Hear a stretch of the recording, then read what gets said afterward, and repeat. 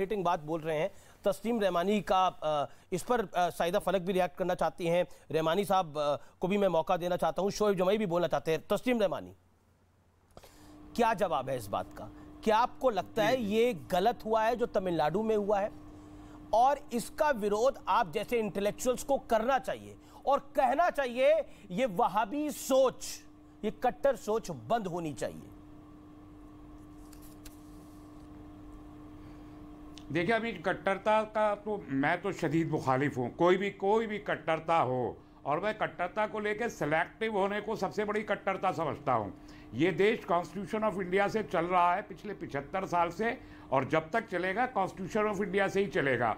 न शरिया से चलेगा, न मनुस्मृति से चलेगा, दोनों से नहीं चल सकता। जो एक हमारी कॉन्स्टिट्यूंट असेंबली ने डिसाइड किया है, और उस पर हमें बहुत सारी लिबर्टीज उसी ने दी है। तमाम 140 करोड़ भारतीयों को दिए। इसी पैनल पे एक व्यक्ति ने बोला था कि कौन होता है कोर्ट ऐसा फैसला करने वाला हिजाब पर? कौन होता है कोर्ट?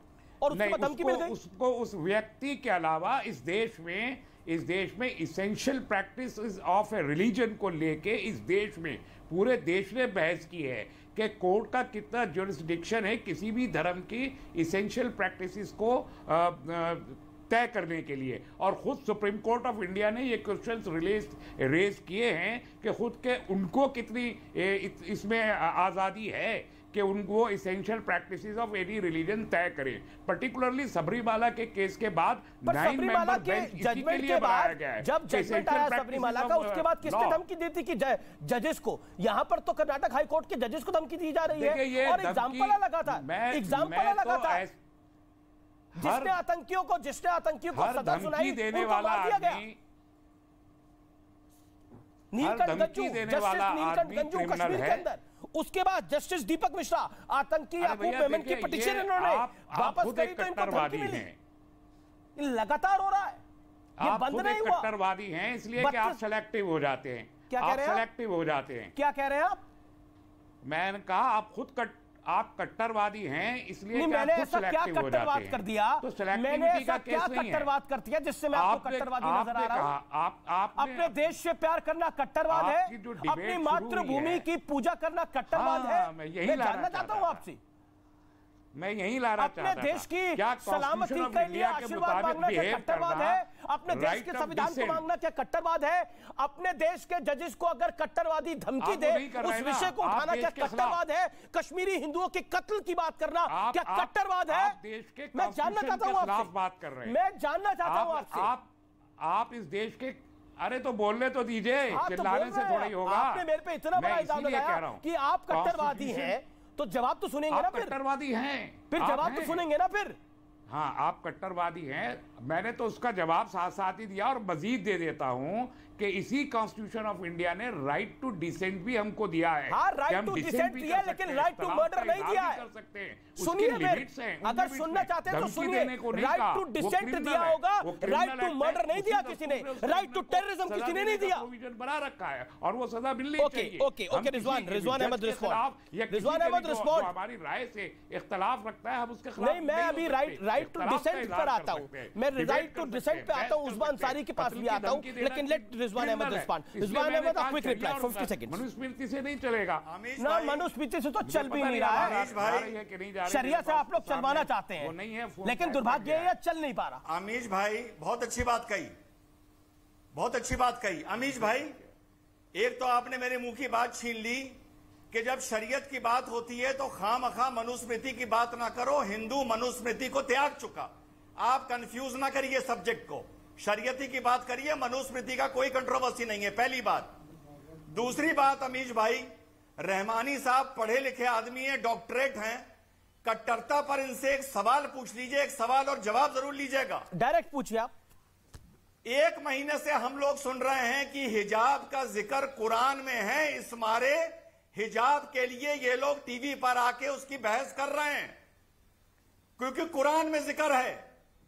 जरा रहमानी साहब से यह पूछिए कि तल्लाक़े बिद्दत का जिक्र तो कुरान शरीफ में नहीं था, तो फिर 1 साल तल्लाक़े बिद्दत के लिए क्यों आप लोगों ने लड़ाई लड़ी और क्यों बहस करी और क्यों कट्टरता दिखाई? हिजाब का तो है ना, बिद्दत का तो नहीं था। उसके लिए क्यों लड़े? तस्लीम रहमानी रिस्पॉन्ड, हिंदुस्तान ठीक है, 30 सेकंड रिस्पॉन्ड। तस्लीम रहमानी।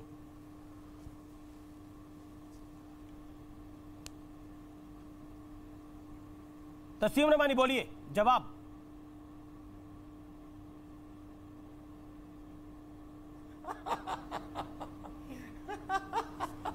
ओके, शोएब जमाई कुछ कहना चाहते हैं। शोएब जमाई जवाब देना चाहते हैं इस बात का। 40 सेकंड शोएब जमाई। देखिए जी अमीर जी, चलिए मैं तो अब बीजेपी वालों से कुछ नहीं कहूंगा, पता चले कब मुझे गोली मार दे, लेकिन नहीं बोलूंगा। मैं रिजवान अहमद और ये अमीना शेरवानी जी से सवाल पूछना चाहता हूं। ठीक है, आपने कहा कि ये इस्लामिक स्कॉलर हैं और इनको इस्लाम का नॉलेज बहुत है। नहीं अमीश भाई, और अमीश भाई मैं जवाब दे रहा हूं। अमीना शेरवानी जी ने भी बहुत सारे इस्लाम के बारे में सवाल पूछा। मुझे सिर्फ इतना बता दीजिए, मैं आपकी सारी बात मान लूंगा, आप इस्लामिक स्कॉलर हैं, सिर्फ इतना बता दीजिए साहब कि इस्लाम में गुस्ल और वुजू के कितने फर्ज हैं और क्या क्या हैं, सिर्फ इतना बता दीजिए जो बेसिक है। सिर्फ इतना बता दीजिएगा तो मैं मान लूंगा कि आप पढ़े लिखे इस्लामिक स्कॉलर हैं। हिजाब का जिक्र कुरान में है, इसलिए हिजाब कर रहे हो। तल्लाक के बिद्दत क्यों कर रहे थे? गुस्ल के और वुजू के फराइज बता दीजिए। गुस्ल के और वुजू के 4 फराइज बता दीजिए, मैं मान लूंगा कि आपने इस्लाम और कुरान को पढ़ा है, वरना आप झूठे हैं। और ये जो अमीना है, क्या नाम है, शेरवानी, ये सब भी झूठी है। इनको ना गुस्ल का पता, ना वुजू का पता। बंद रखो तुम और टेप बांध लो उसके ऊपर और अल्लाह से डरो। तुमने कुरान की तौहीन की है। अगर तुम्हारी माँ ने तुमको अपने गुप्तन धोना नहीं सिखाए तो मैं तुम्हें नहीं सिखाने वाली टीवी चैनल पर। मैं मर्दों को गुप्तन धोना सिखाऊंगी, मैं मर्दों को सिखाऊंगी कि वुजू कैसे की जाती है।